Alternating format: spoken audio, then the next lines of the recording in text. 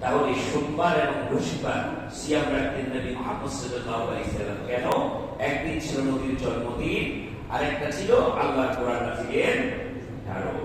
তাহলে এই মাসে আমরা সিয়াম রাখতে পারি 6টা সিয়াম রাখতে পারি, সোমবার এবং বৃহস্পতিবার সিয়াম রাখতে পারি, আইয়ামুল বীজের সিয়াম 13, 14, 15।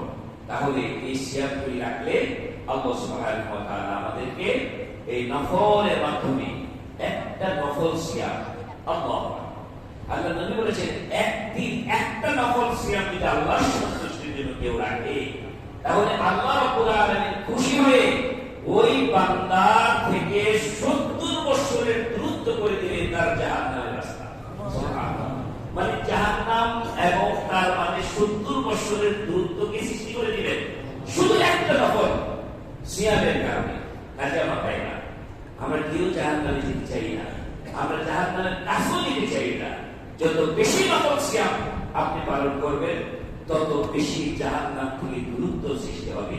কারণ সিয়াম রাখে সে মূলত আল্লাহর জন্যই রাখে। এটা কোনো দেখানো ইবাদত না, এটা লুকানো ইবাদত। পৃথিবীর সবাই খাচ্ছে, সবাই পান করছে, আপনি খাচ্ছেন না, শুধু জানেন কে?